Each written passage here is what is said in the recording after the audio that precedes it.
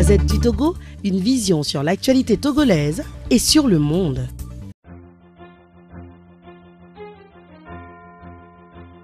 Loïc Le Floch-Prigent, bonjour. Bonjour.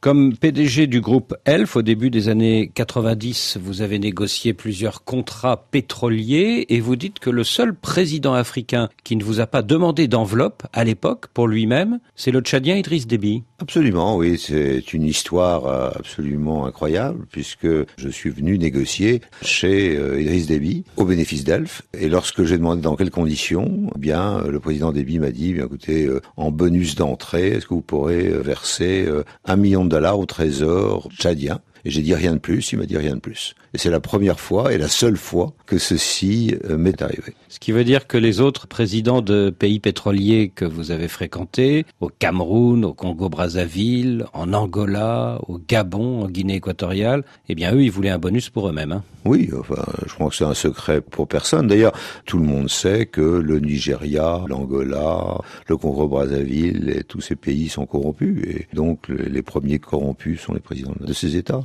Et alors, cet argent qu'ils vous réclamaient, vous le versiez sous quelle forme? Oh, les comptes offshore, ça se passe très bien, et sans difficulté. Et ça continue à se faire d'ailleurs.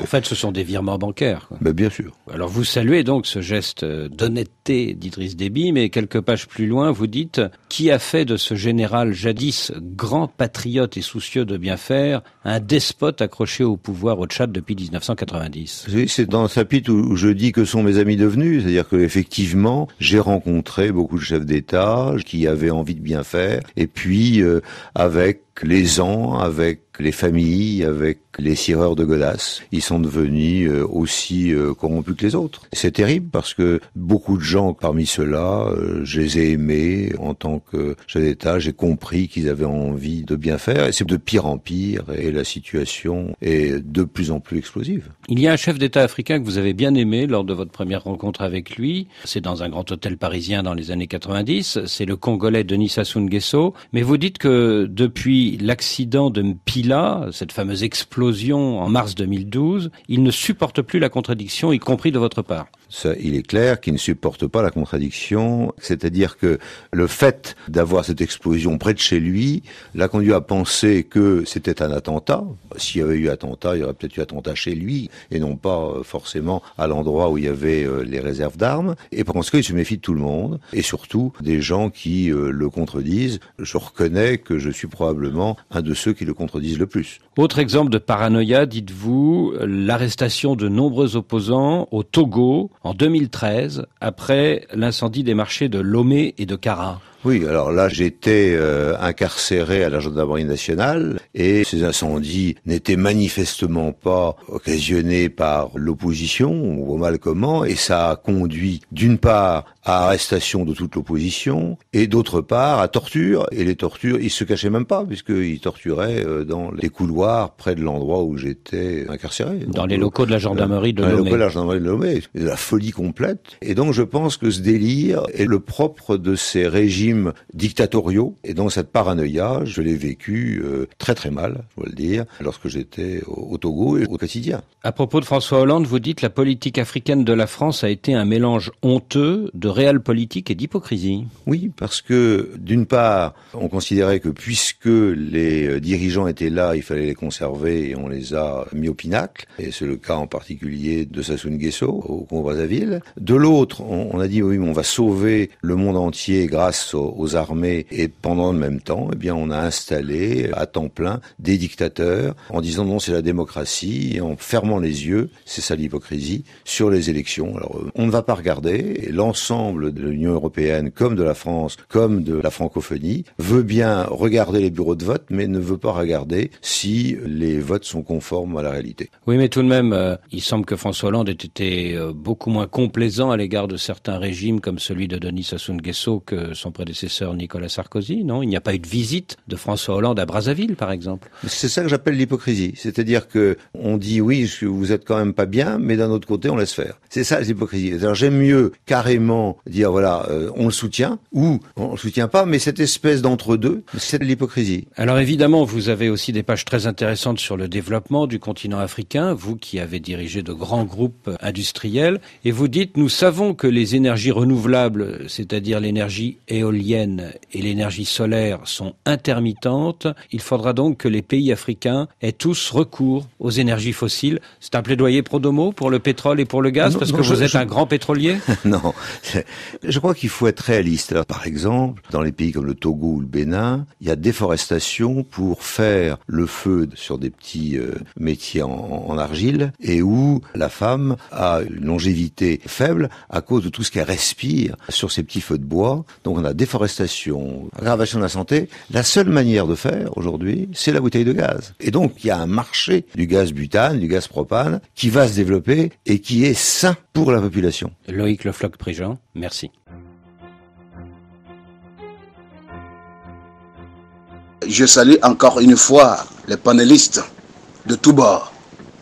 Je voudrais réagir par rapport à la déclaration du Français Louis Le Floch-Prigent sur le point concernant les incendies des marchés, dont je fus une des victimes de cette histoire tragique de l'histoire de notre pays. Quand il a parlé des conditions dans lesquelles les détenus étaient à la gendarmerie, j'ai revu directement ce que nous aussi nous avons enduré. Ça me rappelle le 25 janvier 2013, quand le petit frère Kaming Pierre Balou a été arrêté au tribunal par les gendarmes, menotté par derrière.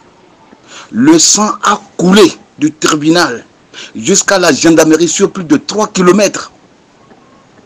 Et quand je suis arrivé sous l'appel du lieutenant Thiam, il était menotté par derrière. Et le sang coulait comme si c'était un corps qu'on a égorgé. Il m'a appelé. Monsieur, regarde ce qu'on me fait. Et c'est là que j'ai demandé au lieutenant Thiam et au commandant Saparpa, qu'a-t-il fait pour mériter ce sort? Et ce qui m'a été vraiment bizarre, le sous-brigadier Carrière a réagi directement en me disant qu'ils sont là pour tuer les opposants. Je retiens ses propos. S'il est honnête, s'il est humble. Ils ont pris un torchon pour essuyer le sang. Et malheureusement, quelques minutes après, ils ont enlevé les menottes. C'est dans ces conditions qu'on nous a tous jetés dans la cellule. 2 jours après, Kaming était sérieusement malade. Il n'avait plus la capacité de tenir. Ils l'ont libéré pour aller se soigner. 2 jours après, sans être guéri, il était encore sur des sérums. Ils lui ont demandé de revenir. Il est revenu avec un sérum à la main. Et c'est dans la cellule que le sérum là s'est vidé. Sans lui donner le temps de se soigner. Le 31 janvier, on nous a tous convoyés en prison comme des colis. Et tenez-vous bien, même en prison, je rappelle toujours cette date où il a failli mourir, Kaming, le pauvre. Il était dans un état critique. J'ai signalé au gardien de la prison par rapport à son état, à 13 h au régisseur. Le régisseur m'a dit qu'il a compris. À 15 h, je suis retourné pour le lui rappeler. Il m'a dit qu'il a compris. En ce moment, Kaming n'était plus capable de bouger ses pieds. Les yeux grandement ouverts sans être capable de pouvoir les bouger. Et à 17 h, on a sonné pour qu'on nous enferme encore, comme d'habitude. Là, j'étais obligé de réagir. Et j'ai demandé aux détenus que personne ne rentre si Kaming n'a pas été évacué sur l'hôpital. Et je rappelle bien, tout le monde peut vérifier, c'est le 2 octobre 2013. Ça a créé vraiment un mouvement de panique en prison, à la prison civile de Kara. S'il a fallu jusqu'à 19 h, et tous les détenus étaient au dehors avec des cailloux en main. Toute la prison était encerclée.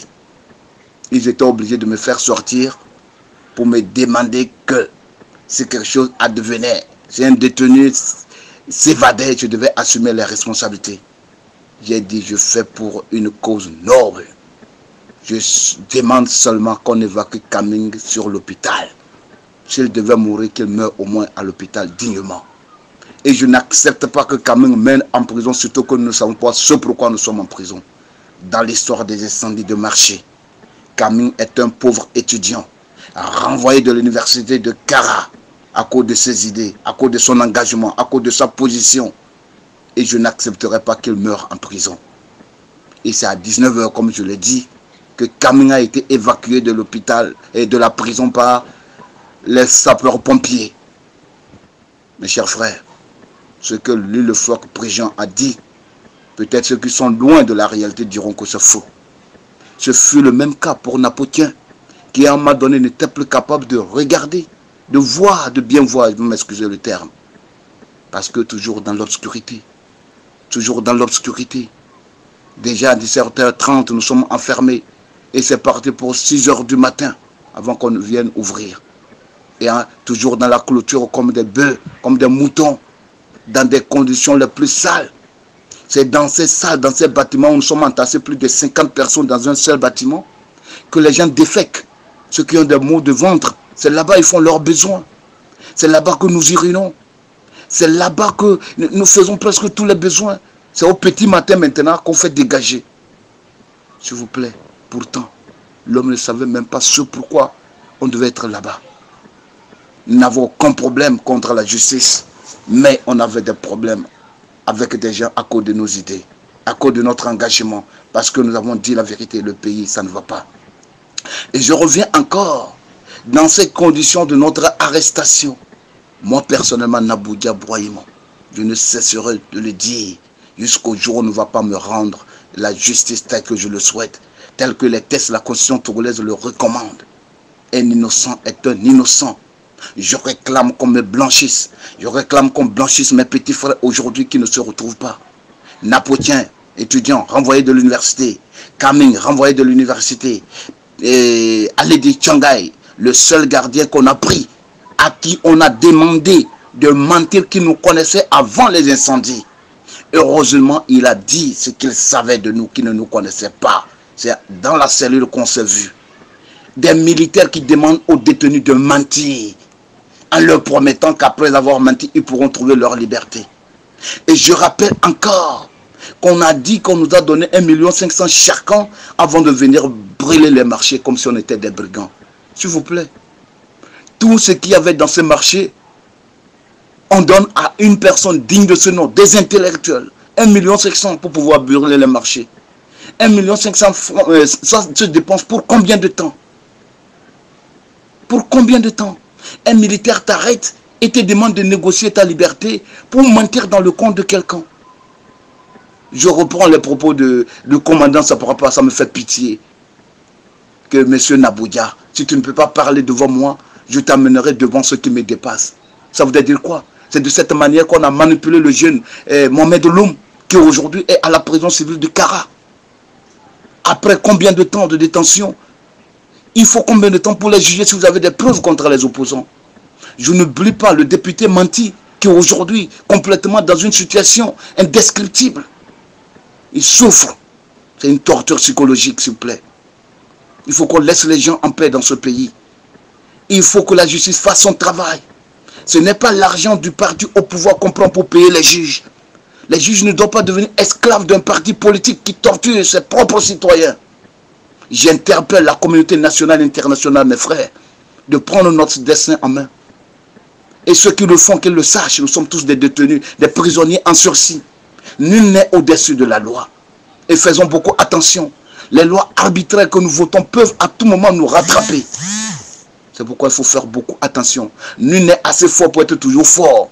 Tu ne transformes pas sa force en loi, le disait Rousseau. Et faisons beaucoup attention. Notre passé finit toujours par nous rattraper. Je reviens encore sur cette histoire lugubre et lamentable des incendies des marchés. Moi, Naboudia, prof de philosophie, censé enseigner aux enfants les valeurs, l'éthique, la morale, faire développer la conscience des individus, on me reproche d'avoir brûlé les marchés. Que Jean-Pierre Fabre m'a remis 1,5 million pour venir brûler les marchés. S'il vous plaît. Un opposant cherche à mieux faire ou à détruire. Jean-Pierre Fabre, heureusement, n'a pas du kérosène. Jean-Pierre Fabre ne travaille pas à l'aéroport. Il n'est pas un pilote. Il n'a pas d'avion. Il faudrait nécessairement qu'on retrace les choses de façon correcte et significative. Quand on parle du kérosène, on sait la piste normalement qu'on pouvait suivre. Monsieur, lui, le Floc-Prigent a touché là où ça fait mal. Quand vous rentrez en prison, c'est l'enfer total.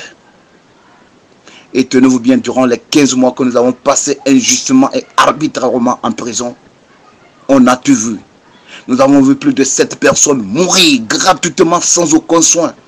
Et je rappelle, le seul agent de santé qui était mis à la disposition des détenus de la prison civile de Kara était un vétérinaire.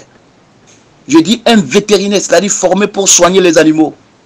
Et comme les détenus, les prisonniers au Togo n'ont aucune valeur, on l'a mis à la disposition des détenus qui pouvaient mourir gratuitement. Et je reviens encore sur cette piqûre de scorpion que j'ai subie dans la nuit du 21 août 2013 à minuit. 3 fois dans mon pantalon, j'ai subi la piqûre sans aucun soin durant 48 heures, c'est-à-dire 2 jours, sans aucun traitement, sans aucun soin. J'étais collé au mur comme un orphelin. J'étais devenu un apatride. Je n'avais plus de patrie parce que ma patrie ne me protège pas. Ma patrie me torture. Ma patrie ne connaît pas la dignité humaine. Et c'est dans ces mêmes conditions, je vais plus loin pour parler de Étienne Yakanou, qui finalement a succombé gratuitement, en laissant derrière lui, il semblerait 2 ans ou 3 enfants. Qui va s'occuper de lui, de ses enfants, s'il vous plaît? Un innocent. Quelque temps après, on dit qu'il a bénéficié du non-lieu. Ce non-lieu va servir à quoi? Est-ce que l'État a pris les dispositions, ne serait-ce pour une réparation, ne serait-ce pour pouvoir s'occuper de ses enfants aujourd'hui, qui risquent de devenir des cas sociaux si rien n'est fait? Aujourd'hui, on refuse de me remettre mon salaire. On refuse de me rendre ce que l'État m'a pris. L'État m'a empêché d'aller au service. L'État a porté préjudice à mes droits au travail. Mes droits d'aller et revenir. Et aujourd'hui, c'est le même État qui refuse de me payer par rapport à la période de ma détention. J'ai fait 21 mois sans salaire. Et aujourd'hui, pour me faire le rappel, on fait le rappel sur 10 mois, 8 jours. Ça rime à quoi? Ça rime à quoi? Nous allons où dans ce pays? Qui est plus togolais que qui? Ce que lui, le Floc-Prigent, tout le monde sait qu'il n'est pas assez propre comme les gens l'auraient souhaité. Personne n'est parfait sur cette terre. Il a soulevé un point. Et je crois quelque part que si quelqu'un peut démentir, qu'il le demande. Qu'il le demande. Qu'il le demande. Ceux qui n'ont pas encore été en prison pensent que ce régime, un jour, peut encore nous sauver. Après 50 ans, s'il vous plaît, l'homme aurait tout donné. Si c'était en bien, on serait tous heureux. Aujourd'hui, le mal a pris le dessus sur le bien. Et comme Faure lui-même l'a dit, la majorité s'est accaparée des richesses de ce pays. Et de façon impuissante, il le regarde comme un spectateur passif et naïf. La seule alternative qui reste pour nous les Togolais, c'est de lui dire merci. Après 15 ans, je crois quelque part que si réellement il était animé d'une bonne volonté, 15 ans dans la vie d'un homme, je crois quelque part qu'on peut faire des merveilles inoubliables. Je lui demande humblement de se ressaisir et de faire les réformes pour que ce pays soit redressé, pour que ce pays soit relancé, pour que les Togolais viennent participer, construire la cité lors de l'humanité. Je lui demande de venir à Mangou, je lui demande d'aller à Dapon, je lui demande d'aller à Saint-Cassé, à Tandiouaré, à Bassa, à Kara, chez lui à pied, pour toucher du doigt la réalité. Aucune entreprise dans les préfectures, les jeunes qui constituent la force vitale d'une nation sont sous les arbres, sont abandonnés, ne font rien parce qu'il n'y a rien. Aucune entreprise pour développer le pays. Les quelques petites réalisations qu'on fait croire aux gens que ça va, c'est à Lomé. Et combien de Togolais à Lomé travaillent? Les fonctionnaires, quand tu arrives à Lomé, on te demande de payer 1 an d'avance sur le loyer. Combien le fonctionnaire togolais gagne?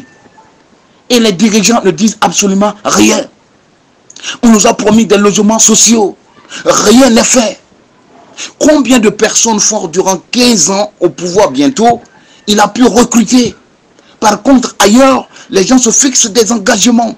Durant 5 ans, voilà le nombre de personnes que je peux recruter. Ici, nous sommes comme dans un état de nature. C'est-à-dire, il n'y a aucun programme en tant que tel. On se comporte comme un chef canton et tout est vide. C'est-à-dire, c'est comme du tourisme. C'est déplorable. Et on nous demande de se taire. Nous n'allons plus nous taire. Nous n'allons plus nous taire pour rien au monde. Et je demande à tout Togolais, conscient de son avenir, qui aura des enfants, qui rêvent vivre un jour, que nous pouvons être heureux. Le Togo seul dans la sous-région, c'est-à-dire en Afrique de l'Ouest, ne peut pas faire exception. Tout le monde, les gens avaient cru qu'au niveau de la Gambie, Yaya Jammeh était éternel. Mais malheureusement, un beau jour, il s'est rendu compte que la volonté populaire était indiscutable.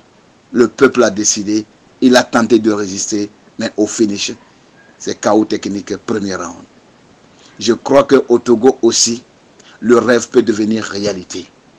Et l'expérience a montré qu'au Togo, si on ne fait rien, on n'a rien.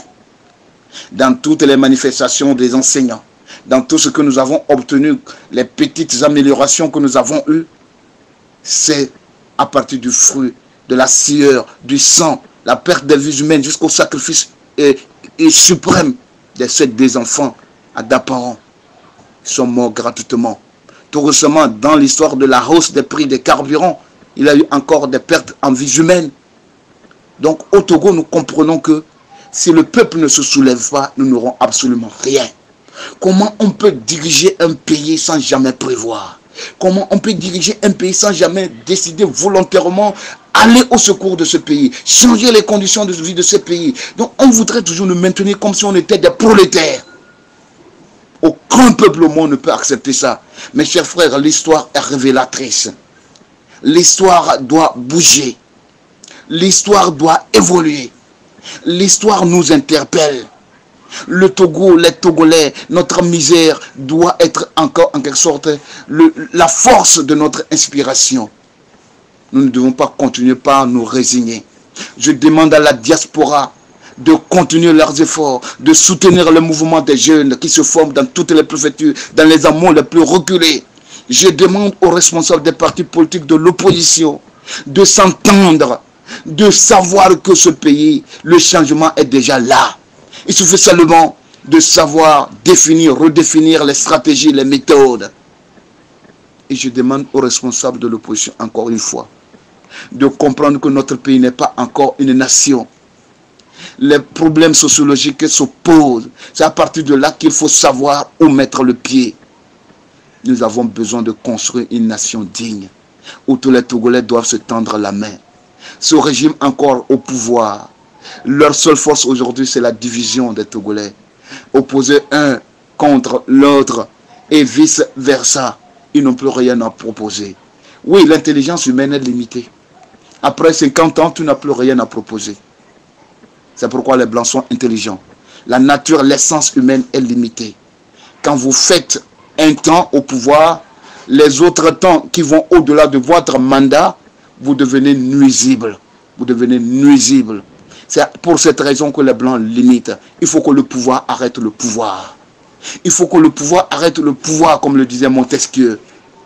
Mes frères et sœurs, je compte sur le patriotisme de chacun de nous. La peur n'est plus d'actualité. Et je tiens à vous dire ceci. La peur a changé de camp. Ces préfets qui nous menacent qu'ils vont nous tuer. C'est triste qu'un préfet puisse me dire, il en convoque mon chef de service pour lui dire qu'il va me tuer, il va me casser la tête. Je reprends ces mots. Si je veux faire la politique d'aller chez moi à Bassar. Bassar n'est pas dans le Togo. Bassar n'est pas dans le Togo. Et ce sont ces messieurs qui prétendent parler de la réconciliation en utilisant des propos ethnocentristes. Mais je sais qu'un jour, tôt ou tard, quand nous aurons une bonne justice, lui et moi, nous serons devant les barreaux pour qu'il me dise concrètement au nom de quoi il a pu tenir de tels propos. Et j'interpelle tout le monde que si quelque chose m'arrivait, il en est pour responsable. Si quelque chose m'arrivait, Je retiens ces propos et à chaque fois, ça me donne la force de combattre ce régime. Je ne suis pas un chien. J'ai le droit de faire la politique.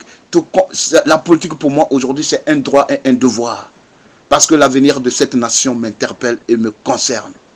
Je ne vais pas me taire. Je ne vais pas me taire devant l'injustice. J'ai fait la philosophie politique. Et la politique, ceux qui la font ne me dépassent pas. Ceux qui sont au pouvoir ne nous dépassent pas. Il y a des gens qui n'ont pas notre niveau intellectuel, qui sont au pouvoir. Ils ne nous dépassent absolument en rien. J'interpelle les enseignants, s'il vous plaît. Prenons conscience de notre misère.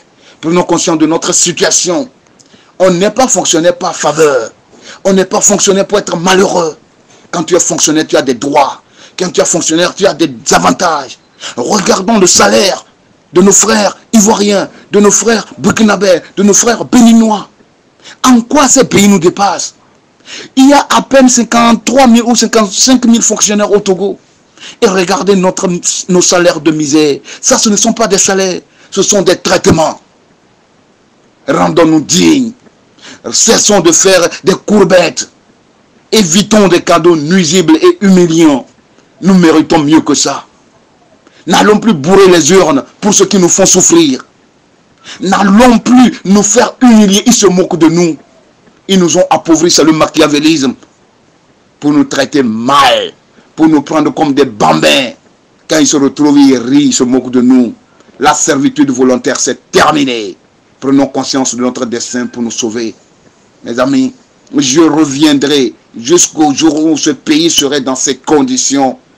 Je n'abandonnerai jamais ma lutte. Je suis né pour un but. Je suis né pour prendre part à l'histoire nouvelle de ce pays. Et je demande à chacun de se fixer un objectif. Et qu'un jour, tout le monde dise que voilà ce que j'ai pu faire pour que ce pays sorte de la dictature. Fini la tyrannie. Et je demande à Dieu de protéger, de secourir tous ceux qui se battent nuit et jour. Et que les Togolais puissent parler d'une seule voix pour que nous puissions obtenir et les réformes et l'alternance pour que le Togo soit reconstruit en faveur de tous les Togolais. La minorité qui nous fait souffrir, s'il vous plaît, ça suffit. Le changement, c'est maintenant. Que Dieu bénisse le Togo. Je reviendrai d'ici peu pour mes déclarations. Je vous remercie et je compte sur votre protection. Que Dieu nous bénisse. Naboudia Bourema, ex-détenu des incendies de marché, prof de philosophie au lycée technique de Mango. Je vous remercie encore une fois. Merci patriotes. La Gazette du Togo, une vision sur l'actualité togolaise et sur le monde. Rejoignez-nous sur le www.lagazettedutogo.com ou sur nos comptes Facebook, Twitter et YouTube. Pour tout contact, écrivez à contact@lagazettedutogo.com ou appelez le 92 80 88 53. La Gazette du Togo, c'est l'information en continu.